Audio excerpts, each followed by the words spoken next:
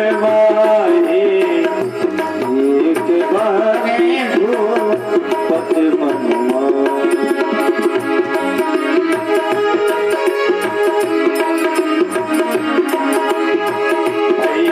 ग्लानि मोरे सतनाई ग्लानि मोरे सतनाई ग्लानि मोरे सतनाई ग्लानि मोरे सतनाई।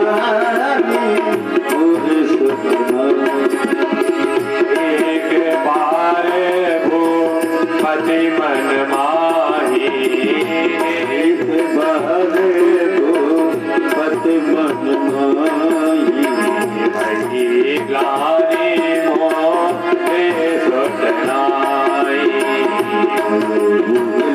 ग्लानि मोरे सतनाई। एक बार भूपत मन माही भई ग्लानि मोरे सतनाई। राजा उत्तानपाद ये सोच रहे हैं कि मेरे कोई संतान नहीं है। अच्छा मेरे कोई संतान नहीं है तो इस प्रजा के ऊपर मेरे जाने के बाद में राज्य कौन करेगा? ये प्रजा मेरी दुखी हो जाएगी। जब ये राजन सोच रहे हैं उसी समय पर सुनीति मैया वहां आ जाती है। सुनीति मैया ने देखा कि राजन कुछ चिंतित है। सुनीति मैया ने पूछा राजन क्या चिंता है? तो राजन कहते हैं कि हमारे कोई पुत्र नहीं है, हम इसी चिंता में हैं कि प्रजा के ऊपर राज्य कौन करेगा। जब ये बात कही है तो सुनीति कहने लगी कि राजन एक काम करो। बोले हाँ बताओ कि तुम दूसरा विवाह करो। जैसे ये बात कही तो राजन कहने लगे मैं दूसरा विवाह नहीं करूंगा। बोले क्यों? आपको संतान नहीं है तो ये सुख मैं आपको नहीं दे पाई। आप दूसरा विवाह कर लो आपको संतान हो जाएगी। ऐसे ये बात कही तो राजन कहने लगे कि मैं दूसरा विवाह नहीं करूंगा चाहे संतान हो या ना हो। मैया कहने लगी कि आप क्या चाहते हो कि प्रजा मुझे कोसे मेरे ऊपर उंगलियां उठाए? आने वाले समय में जब आपका चौथापन आएगा तो यही प्रजा ये बात कहेगी कि देखो कैसी रानी है, इसने राजा को एक संतान नहीं दे पाई, राजा का वंश आगे नहीं चला पाई। यही लोग मुझे कोसेंगे। मेरे सुख के लिए आप विवाह कर लो। रानी जिद पकड़ गई, अगर राजन तुम विवाह नहीं करोगे हम प्राण त्याग करेंगे। उत्तानपाद सुनीति को बहुत प्रेम करते हैं। आज प्रेम के वश में आकर के कह देते हैं कि हम दूसरा विवाह कर लेंगे। राजा उत्तानपाद ने दूसरा विवाह किया सुरुचि के साथ में। जब विवाह हो गया विदा होकर के लौट रहे हैं तो कहार डोली को उठाए हुए हैं। उस डोली में सुरुचि मैया बैठी हुई है और उधर से जब कहार चले आ रहे हैं तो कहार आपस में बात कर रहे हैं। ये कह रहे हैं कि देखो राजन ने दूसरा विवाह तो कर लिया है लेकिन पता नहीं है दूसरी पत्नी किस स्वभाव की होगी। हमारी जो पहले महारानी है ये बहुत अच्छी है, बहुत अच्छा स्वभाव है, लेकिन अब ये आई है इनका पता नहीं कैसा स्वभाव होगा। सुरुचि को ये बात पता नहीं थी कि राजा का पहले विवाह हो चुका है। कहानों को रोक दिया, डोली यहीं पर रखो, राजन को मेरे सामने बुलाया जाए। राजा उत्तानपाद को बुलाया गया। उत्तानपाद ने पूछा क्यों देवी क्यों बुलाया? बोले एक बात बताओ तुम्हारा विवाह हो चुका है? बोले हाँ मेरा विवाह हो चुका। तुमने ये बात पहले क्यों नहीं बताई तुम्हारा विवाह हो चुका है? अब हम तुम्हारे राज्य में नहीं जाएंगे। राजा उत्तानपाद पत्नी से वचनबद्ध है। आज कहते हैं सुरुचि से तुम जो मांगो वो मैं तुम्हें दूंगा, लेकिन तुम्हें मेरे राज्य में चलना पड़ेगा। सुरुचि कहती है एक शर्त पर जाएंगे, शर्त मेरी यही रहेगी तुम्हें अपने पत्नी का परित्याग करना पड़ेगा। तो अपनी पत्नी के साथ नहीं रहोगे, उसे मेरी नौकरानी बनकर के रहना पड़ेगा, मेरी सेवा करनी पड़ेगी। राजा सुनीति के वचनबद्ध हैं, इस बात को स्वीकार कर लेते हैं और जैसे ही राज्य के अंदर प्रवेश करते हैं, आज दरवाजे पर सुनीति मैया आरती का थाल लिए खड़ी है कि मेरी छोटी बहन आ रही होगी, मेरे राजा मेरे स्वामी आज विवाह करके आ रहे हैं, जो आज मेरी बहन के रूप में मेरी छोटी पत्नी इसकी आ रही है, मेरी बहन जैसी है। आरती लेकर के आई और जैसे ही आरती उतारने चली है तो सुरुचि ने आरती के थाल में हाथ मार दिया और कह दिया तू सौत है मेरी, मेरे सामने से हट जा।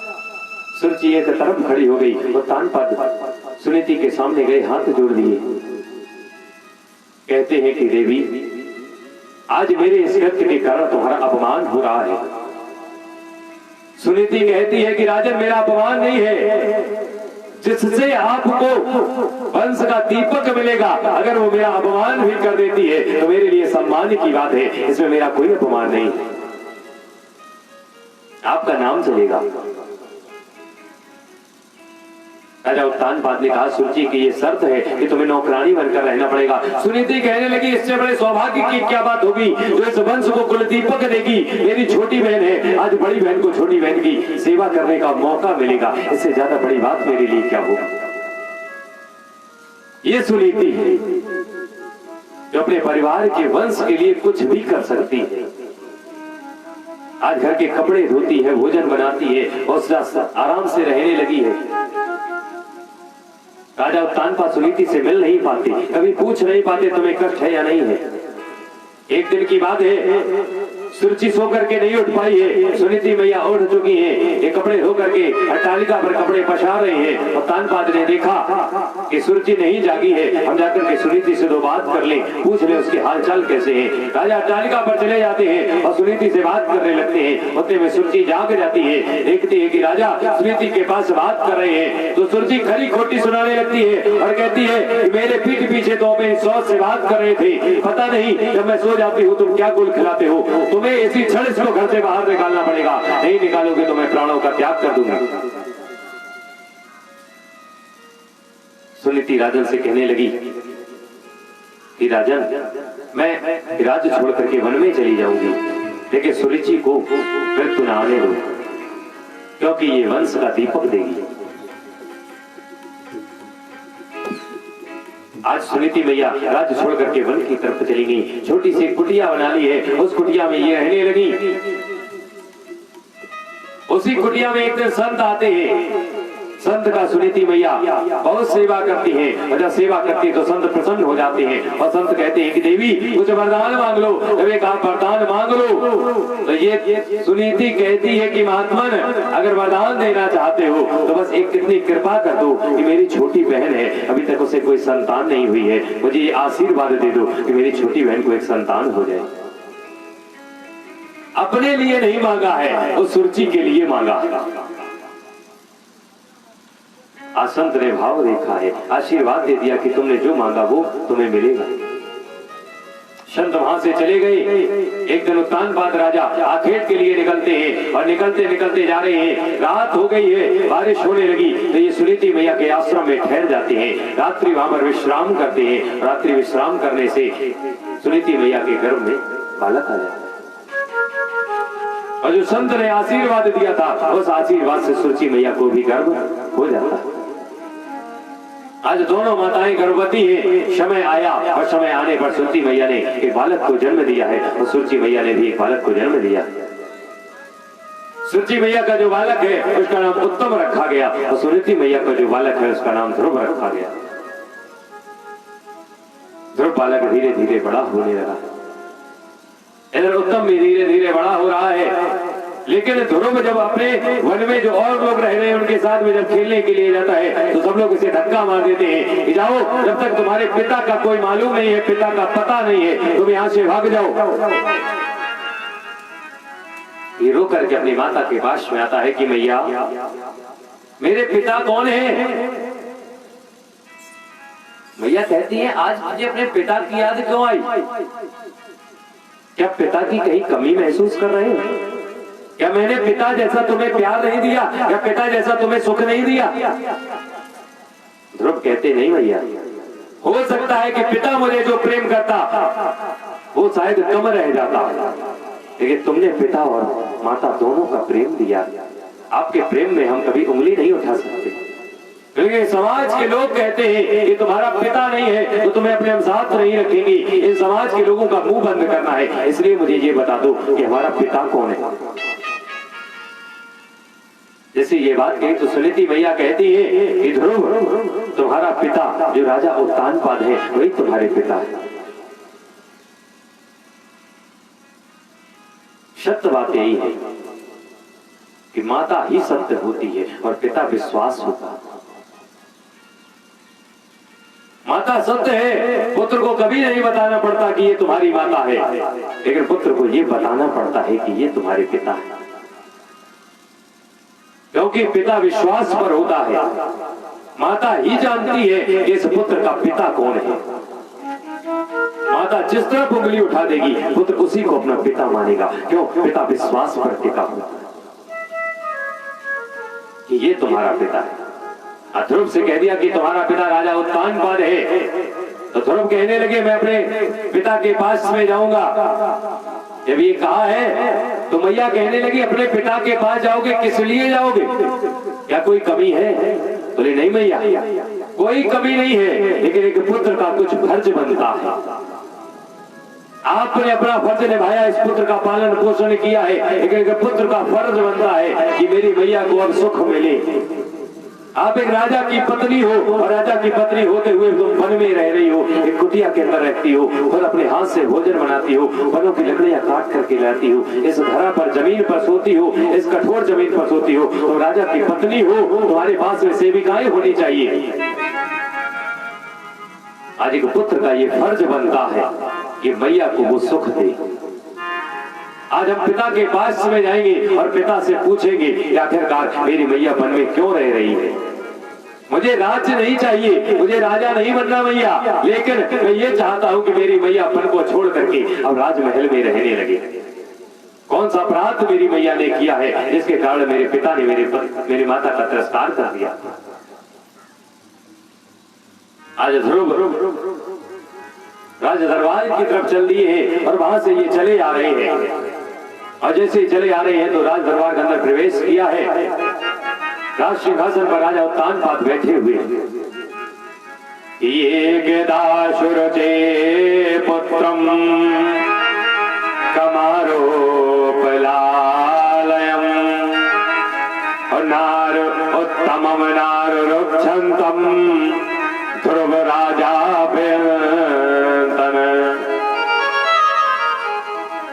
राजा उत्तान पर राज सिंहासन पर बैठे हैं और अपनी गोद में उत्तम को बैठा ली। और जैसे ही ध्रुव ने देखा कि मेरा पिता मेरे भाई को आज गोद में बैठा ले है, तो इनके मन में एक भाव आया कि मैं भी अपने पिता की गोद में पहुंच जाऊं। जैसे अपने पिता के पास बढ़े हैं तो आज उत्तानपाद ने देखा कि मेरा पुत्र मेरे सामने चला आ रहा है, हाथ बढ़ा दिए, ध्रुव को गोद में लिया है, एक तरफ ध्रुव को बैठा लिया है, एक तरफ उत्तम को बैठा लिया है, दोनों को दुलार करने लगे हैं। और जैसे ही दुलार कर रहे हैं उधर से सुरुचि मैया चली आई और सुरुचि ने देखा कि देखो मेरी सौत का बालक अपने गोद में बैठा ले है, पकड़ा हाथ पकड़ करके जमीन पर गिरा दिया। अरे तुम यहाँ पर कैसे बैठ गए, तुम्हारा अधिकार नहीं है यहाँ पर बैठने का। ध्रुव ने हाथ जोड़े, मौसी मैं राजा का बालक हूं, मेरे ये पिता है तो मैं यहां पर बैठूंगा। तो सुरुचि मैया ने कहा इन्ना गही तो मया यत्तम गुच्छापिनदात्मजः। हाँ ये सत्य है, नृप आत्मज। देखो सुरुचि मैया सत्य कह रही है, नृप कहते राजा को, आत्मज कहते पुत्र को। कह रही हाँ राजा के लड़के, तुम राजा के पुत्र हो, तुम उत्तानपाद के हो, लेकिन नाग्रहीतो मया यत्तम गुच्छावपि, लेकिन तुम मेरी कोख से जन्म नहीं लिया। तुम राजा के लड़के हो लेकिन तुम रानी के लड़के नहीं हो। अगर राजा के राज सिंहासन पर बैठना है और राजा की गोद में बैठना है तो राजा का पुत्र होना जरूरी नहीं है, रानी का पुत्र होना जरूरी है। क्योंकि उस समय पर राजा के द्वारा दासियों को भी पुत्र हो जाते थे, लेकिन दासी के पुत्र को कभी राज सिंहासन पर नहीं बैठा लाया जाता। राज सिंहासन पर सिर्फ रानी के पुत्र को ही बैठाला जाता था। तुम दासी के पुत्र हो लेकिन तुम रानी के पुत्र नहीं हो। जब ये बात कही है तो ध्रुव कहने लगे कि मैया आप ये जानती हो कि हम राजा के बालक हैं, तो आप ये भी जानती होगी ये आसन मुझे कैसे मिलेगा, कैसे मैं अपने पिता की गोद में बैठ पाऊंगा, मुझे ये बताओ। तो आज सुचि कह रही है कि अगर वो गोद चाहते हो तो सुनो कि तपसा आराध्य पुरुषम वानो ग्रहेण में, तपस्या करो, आराधना करो, उस परमात्मा के अनुग्रह विग्रह में चले जाओ, उसकी तपस्या करो। बोले मैया उससे क्या होगा? जब वो प्रकट हो जाए तुम्हारे सामने, जब उसको प्रसन्न कर लेना, तब उससे तुम वरदान मांगना। क्या वरदान मांगे मैया? कि गर्भे तुम साध्यात्मानम, गर्भे तुम साध्यात्मानम यतीक्षसी नृपाशनम। उनसे कहना कि मुझे सुचि मैया के गर्भ में भेज दो और सुचि मैया के गर्भ से मुझे उत्पन्न कराओ, तब तुम्हें हे राजा के बालक नृपासनम, इस राजा का आसन मिलेगा। ध्रुव ने मैया की बात मानी है और मान करके वहां से भागे चले आए हैं। सुनीति मैया के पास में पहुंचे हैं और मैया से कहने लगे मैया मैं तपस्या करने जाऊंगा। बोले तपस्या करने जाओगे? बोले हाँ मैया। बोले क्यों? बोले मौसी ने कहा है। क्या कहा मौसी ने? मौसी ने मुझे भगा दिया, उस आसन पर नहीं बैठने दिया। क्यों? क्या दिया? मौसी ने कहा जाओ तपस्या करो। किस लिए कहा? देखो एक चतुर व्यक्ति की पहचान, ये चतुर व्यक्ति कभी कोई बात डायरेक्ट नहीं कहता, घुमा फिरा की बात कहता है। और जब ये बात छोटे से ध्रुव जी है और ध्रुव जी वो बात नहीं समझ पाए कि सुरुचि क्या कह रही है, लेकिन जब ये बात ध्रुव ने मैया सुनीति को बताई कि मौसी ने क्या कहा है, तो सुनीति मैया के नेत्रों से अश्रुधारा बहने लगी। उस मैया के नेत्रों से तब अश्रु नहीं बहे जब छोटी बहन ने अपमान कर दिया, तब अश्रु नहीं बहे जब राज त्यागना पड़ा, तब अश्रु नहीं बहे जब उसका पुत्र इस बनवन में भटकता रहा। लेकिन आज जब ध्रुव ने वो बात कही है जो सुरुचि ने कह दी, तो वो मैया रोने लगी। क्या कहा? कि तपसा आराध्य पुरुषम वानो ग्रहेण में गर्भे तुम साध्यात्मानम, गर्भे तुम साध्यात्मानम कुच्छ्वामपि नृपाशनम। क्या कहा उसने? तपस्या करो, पूजा करो, भगवान प्रकट हो तो उनसे कहना कि मैया सुरुचि के गर्भ में भेज दो। लेकिन ये बात ध्रुव जी नहीं समझ पाई। देखिए कितनी बड़ी बात वो कह रही है, वो खुलकर नहीं कह रही। वो कह रही है ए राजा के लड़के जा, तू मर जा करके, तू इस जन्म में इस आसन पर नहीं बैठ सकता है, तू इससे अच्छा मर जा। एक खुल करके नहीं कहा तू मर जा। जब तक ये शरीर नहीं छोड़ोगे तब तक दूसरा कोख तुम्हें नहीं मिलेगा। जब ध्रुव इस शरीर को छोड़ देंगे, और जब छोड़ देंगे तभी तो दोबारा सुरुचि के कोख में पहुंचेंगे। तो मतलब तो यही है कि ध्रुव तुम मर जाओ, उसके बाद अगला जन्म लेना, तो शायद तुम मेरी कोख से आओगे, तब तुम्हें ये आसन मिलेगा। ये चतुर महिला की पहचान है। उसने डायरेक्ट बात नहीं कही कि जाओ तुम मर जाओ। क्यों? इसलिए नहीं कहा कि राजा उत्तान बात कहीं भड़क न जाए कि मेरे पुत्र के लिए कह रही हो कि मर जा। लेकिन ये बात सुनीति समझ गई कि देखो मेरी छोटी बहन है और मेरी छोटी बहन मेरे लिए, मेरे पुत्र के लिए कह रही है कि जाओ तुम मर जाओ जाकर के। भैया के नेत्रों से अश्रु निकलने लगे। मैया को रोता देखा है तो ध्रुव भी रोने लगे। ध्रुव कहते हैं कि भैया ये दुख क्यों, इतनी वेदनाएं क्यों?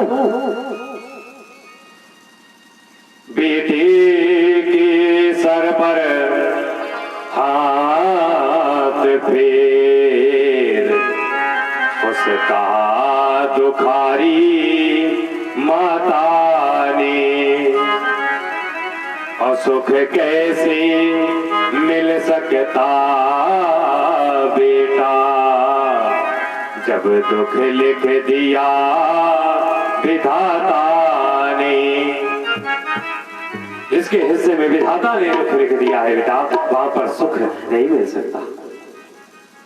ध्रुव जी कहते हैं कि अगर विधाता ने दुख लिखा है, हम उस विधाता से पूछेंगे ये दुख क्यों लिखा है। भैया हम तपस्या करने के लिए जाएंगे। आज मैया ने बहुत रुका है, लेकिन ध्रुव जी नहीं रुके हैं। 5 वर्ष के ध्रुव जी हैं और चले जा रहे हैं तपस्या करने के लिए, और ये सब कुछ कृत वो नारद जी वहां से देख रहे हैं। ये देखो एक मैया रो रही है और 5 वर्ष के ध्रुव जी है, मैया को छोड़ करके चले जा रहे हैं। नारद जी से रहा नहीं गया, वन में बीच रास्ते में ध्रुव जी को मिल गए। ध्रुव जी से कहते हैं कहां जा रहे हो बालक। तो ध्रुव पूछते हैं आपका परिचय।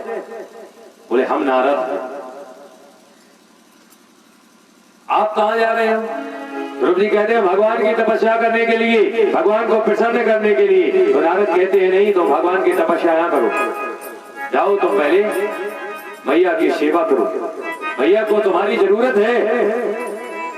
जैसे ये बात कही तो ध्रुव कहने लगे आप नारद नहीं हो सकते। बोले हम नारद क्यों नहीं हो सकते, हम नारद हैं। बोले नहीं आप नारद नहीं हो सकते। बोले क्यों। बोले नारद इसलिए नहीं हो सकते, नारद कभी भी भक्त को भगवान के पास जाने से रोक नहीं सकता। नारद कभी भी भक्त और भगवान के बीच में रुकावट नहीं बन सकता। और अगर आप नारद हो तो आप क्या वही नारद हो जो भगवान के पास और संत के पास जाने के लिए भगवान से प्रार्थना करते थे कि प्रभु मेरी मैया मर जाए। और आप जब स्वयं ये कर सकते हो कि परमात्मा के पास जाने के लिए भगवान से विनती कर सकते हो कि मेरी मैया मर जाए, तो आज भक्त को भगवान के पास जाने से कैसे रोक सकते हो। तो इसका मतलब आप नारद नहीं हो सकते। नारद पहचान गए ये भक्त है, इसको कोई नहीं रोक सकता। तो नारद कहते हैं अगर तुम जाना चाहते हो तो भगवान के पास जाने के लिए तुम्हारे पास गुरुमंत्र होना चाहिए। जब तक गुरुमंत्र तुम्हारे पास नहीं है तो भगवान को नहीं पा पाओगे। तो ध्रुव ने कहा मुझे गुरुमंत्र कौन देगा, आपसे बड़ा मुझे देवर्षि कहाँ मिलेगा, आप ही क्यों नहीं दे देते हो। तो नारद जी ने आज ध्रुव जी को गुरुमंत्र दिया, 12 अक्षर का गुरुमंत्र दिया है। ओम नमो भगवते वासुदेवाय। बहुत अच्छा ये मंत्र दिया है, बड़े भाव से हम सभी लोग इस मंत्र को गुनगुनाएंगे। उसके बाद कथा आगे बढ़ेगी। ओम नमो भगवते वासुदेवाय। ओम नमो भगवते वासुदेवाय। ओम नमो भगवते वासुदेवाय। ओम नमो भगवते वासुदेवाय। ओम नमो भगवते वासुदेवाय। वासुदेवाय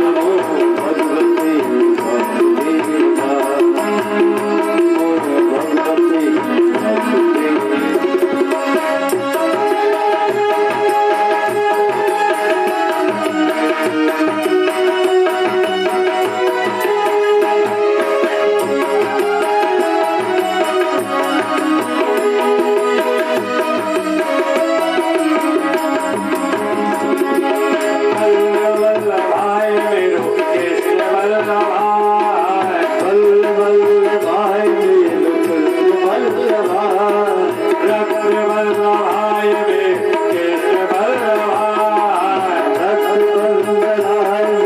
कृष्ण बल्लभाय पीतांबराय मेरो पीतांबराय पीतांबराय मेरो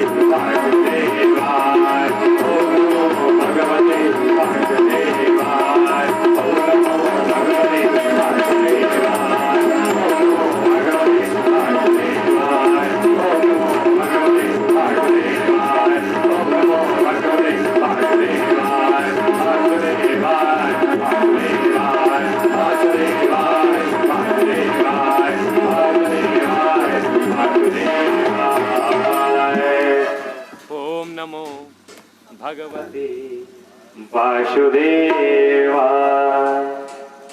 ये द्वादश अक्षर का मंत्र दिया। आज ध्रुव जी इस मंत्र का उच्चारण करने लगे। 5 वर्ष के ध्रुव जी हैं और कठोर तपस्या कर रहे हैं।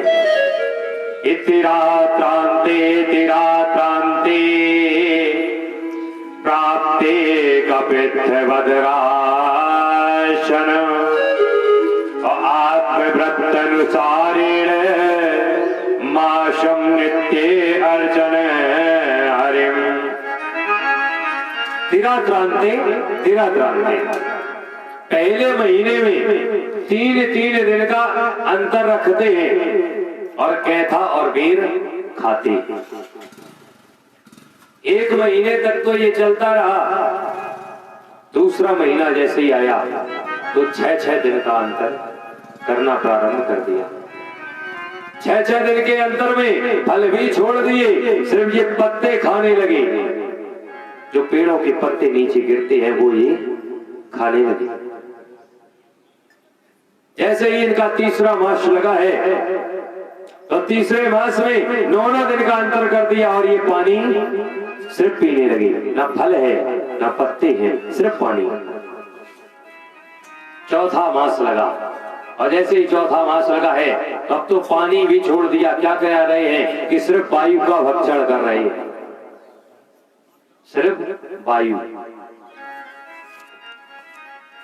और जब ये भी हुआ इसके बाद जैसे ही 5वां मास लगा है तो अभी तक तो वायु का भक्षण करते थे।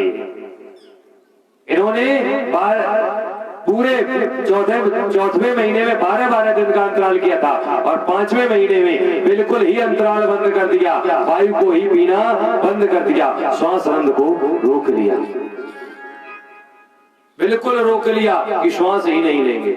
देखो कठिन तपस्या सिर्फ 2 ही लोगों ने की, एक ध्रुव जी ने और एक किसने की थी? पार्वती मैया ने। कल सुना होगा। कछु दिन भोजन भारी बतासा और किए कछु दिन कठिन उपवासा। और वैसे ही व्रत नीति है। भारी बतासा उन्हें भी खाए और भारी बतासा इन्होंने भी खाए। मतलब भारी कहते हैं जल को, बतासा वायु को। जल और वायु का भक्षण इन्होंने भी किया और जल वायु का भक्षण उन्होंने भी किया। सूखे बेल पाती उन्होंने भी खाए और इन्होंने भी खाए। परमात्मा उनको भी मिले और परमात्मा इनको भी मिले। नारद जी ने उनको भी शिक्षा दी थी कि जाओ तपस्या करो, जो तप करे कुमारी तुम्हारी। कहा था, और नारद जी ने ही इनको ही तपस्या के लिए कहा, जाओ तुम तपस्या करो, ये गुरु मंत्र ले लो। नारद जैसा अगर संत जीवन में आ जाता है तो परमात्मा मिल जाता है। ये सत्य बात है।